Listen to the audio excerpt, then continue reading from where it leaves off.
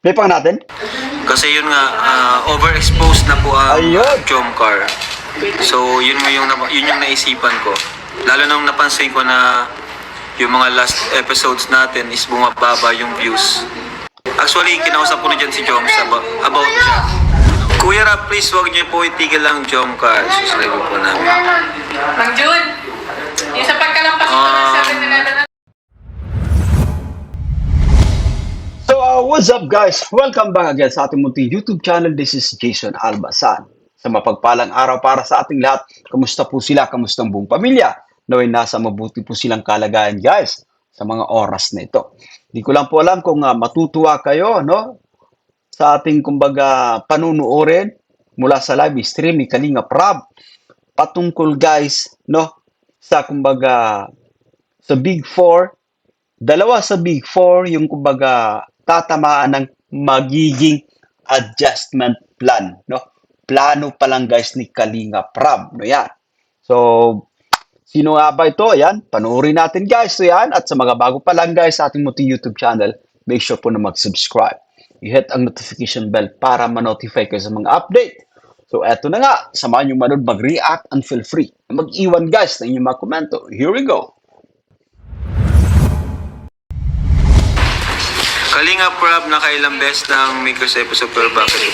Yun na nga po, sabi ko nga po, ang Etsy at Jomcar, magbabawas po ako ng episode po, no, kada buwan. So, baka mga twice a month na lang po sila or thrice a month.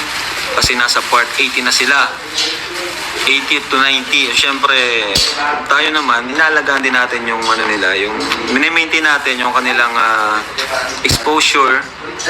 Ako po, ayun at anyway, no, para sa atin ng mga taga-subaybay, syempre, no, mga kasama natin na manonood, mga kasama nating taga-suporta sa Tambalang Jomcar, sa Tambalang EDSI, no, I think, no, alam ko kung ano yung nararamdaman nyo, guys, kasi nga sa, kumbaga, sobrang, kumbaga, napamahal sa inyo yung, kumbaga, Tambalang EDSI, mga ka-Jomcar na rin natin, alam ko po na napamahal sa inyo yung Tambalang Jomcar, no yan? Ito po kasi talaga yung, kumbaga, tatamaan sa magiging adjustment na, kumbaga, pinaplano ni Kalinga Prab. Yun, guys, yan, hindi pa po ito fixed, hindi pa po ito finale. Siyempre, no, patungkol sa, kumbaga, iniisip ni Kalinga Prab na adjustment, guys, gawa nga po nung, no, nakakaramdam si Kalinga Prab, nakikita niya po medyo mababa yung viewership, no? Okay, guys, so yan, at yung ideya ni Kalinga Prab, guys, so yan, kasi na, ano niya, na-notice niya, especially si Jomcar, no? Medyo mababa yung viewership, especially itong huling vlog. So, ibig sabihin lang neto guys, na overexposed yan. Yung exposure na sobrahan, no? Itong Tambalang Jomcar. So, siyempre, bilang kumbaga content creator guys, ay nag-iisip tayo, so ano nga ba yung dahilan? No, yan. So, kailangan natin maging alerto, no? Kasi guys, yung Jomcar, sinasabi po natin na, madalas ko nga pong sinasabi na yung Jomcar, kumbaga talagang ano to, no? Talagang boom na boom, no? Patok na patok siyempre, no? But for now ay kumbaga nakakaramdam, no? Medyo mababa yung viewership. So bilang content creator, si Kalinga Prab, guys, ay kumbaga gagawa ng adjustment para no ma-regain, guys. Ma-regain yung kumbaga mataas na views. So ano nga ba yung kanyang posibleng ano magiging adjustment? Eto, no? I-reduce niya or babawasan niya yung kumbaga yung frequency, no yan. Guys, yung sabihin natin yung dalas ng pagba-vlog, sabihin natin dati kumbaga 4 times a month, no? Yung pagba-vlog. So eto, naiisip niya po na kumbaga 3 times na lang, no?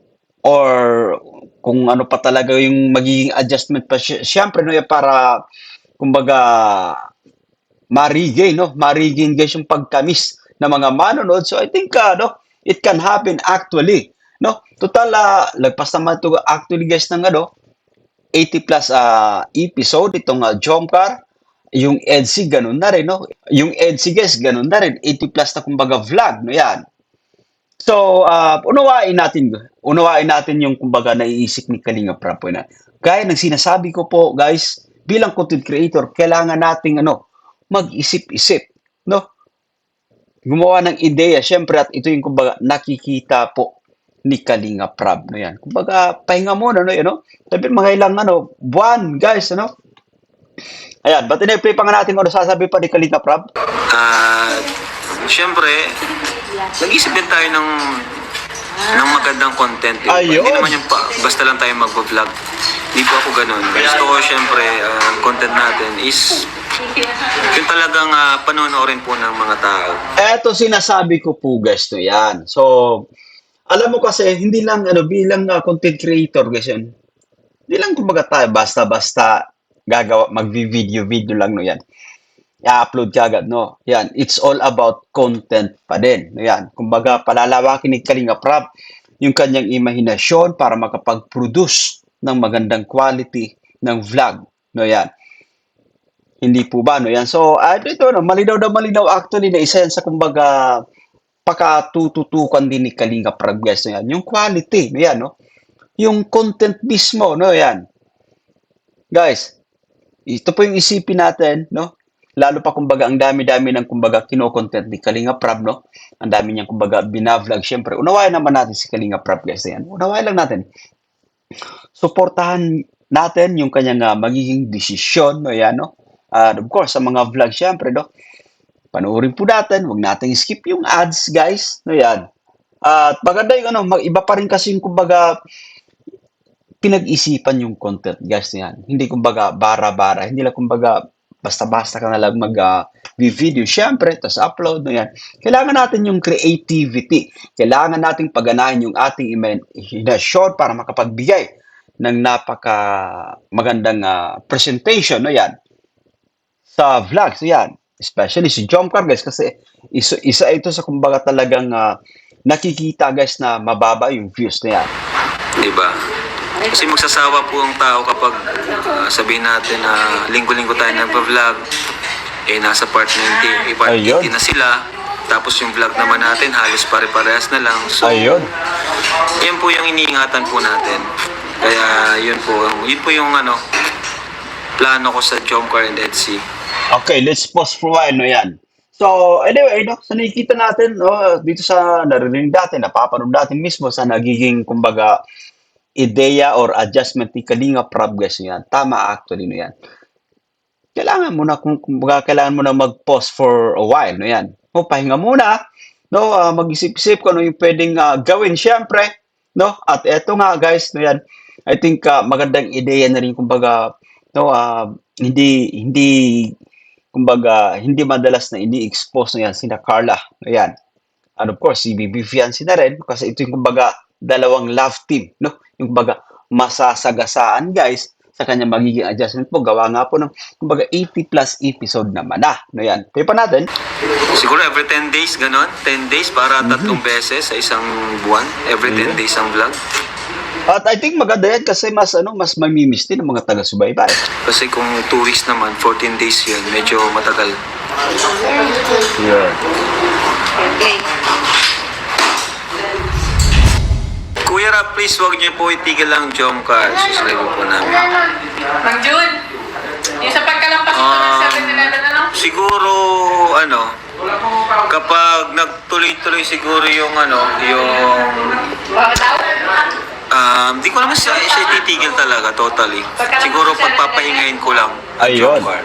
Ayun dyan, no, guys, sinasabi natin kanina, no? Ayan. I think naisip ni Kalinga Prab na, kumbaga, hindi naman darating sa punto na, kumbaga, ititigil, no? Yan. Kumbaga, bigyan muna ng break, no? Yan. Sa muli para marigin yung, kumbaga, pagkamis. Yan. Bawasan yung, kumbaga, madalas na nai-expose na yan sa mga live at sa iba pang vlogs ng mga vloggers. Siyempre, para at least ma-miss, no? Ma-miss, guys. Mga nag-ideya po yan, no? Ma-miss ng mga manonood. Ayan. Actually, kinausap ko na dyan si Joms about dyan. Kinausap ko na si Joms. Pero hindi pa siya 100% sure kung talagang pahinga lang, parang gano'n. Ayun. Pahinga lang. So, maganda, no? Alam mo, nakakatuwa si Kalinga Prab, no? Kasi, kinukonsulta niya rin. Siyempre, guys, yung kanyang kasamaan. Siyempre, si Papa Joms, no? Patungkol sa kanyang nagiging plano. And I think kasi, si Jomar actually, isa yan, kumbaga, sa napaka-supportive din. Napakalawak din ng kanyang pag-unawa. And I think, yan, kumbaga, susuporta rin siya sa magiging desisyon ni Kalinga Prab. Siyempre, ibig sabihin ng susuporta, susunod, guys, no yan.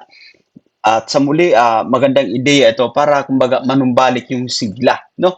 Kasi nga po, nakikita natin guys, at pansin na pansin natin yung numero ng views ng Tambalang Jomcar. Kinonsider natin ito dati pa na kumbaga ah, isa sa alas, no? Isa sa alas ni Kalinga Prab, itong Tambalang Jomcar, no yan?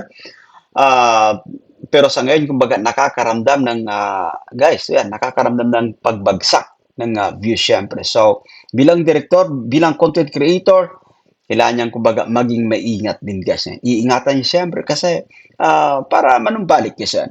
Manumbalik yung sigla, yung, guys, yung numero ng views, syempre, no, yan. Play pa natin. Kasi yun nga, overexposed na po ang Ayun. Jomcar. So, yun yung naisipan ko.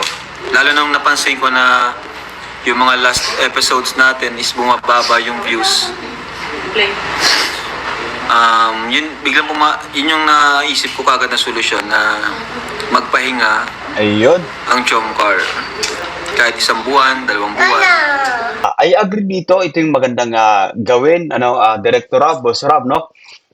Ito yung kumbaga magandang gawin kasi nga para ma-miss no yan, no?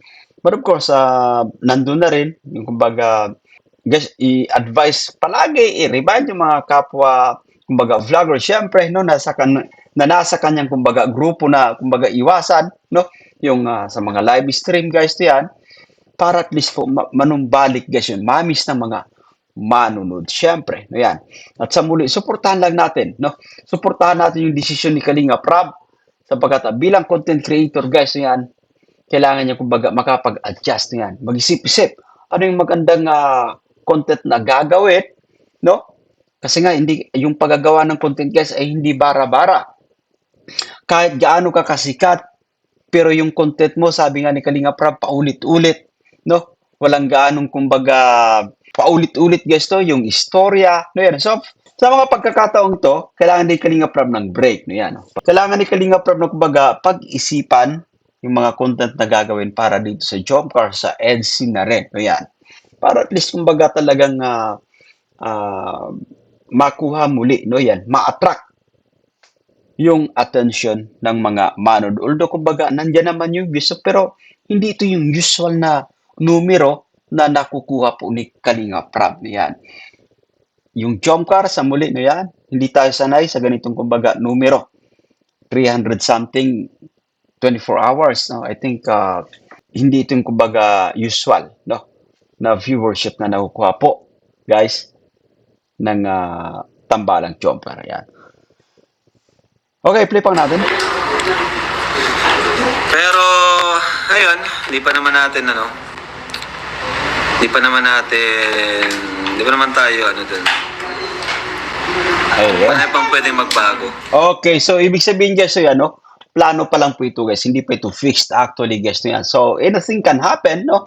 Malay natin, muling kumbaga, bumaliktad na naman uli, no? Bumaliktad guys yung kumbaga ihip ng hangin guys, yan. Sa muli guys, so yan, I agree with Kalinga Prab. Kailangan niyang kumbaga mag-isip-isip, no yan? Pahinga muna, no? Para kumbaga makabuelo, no yan.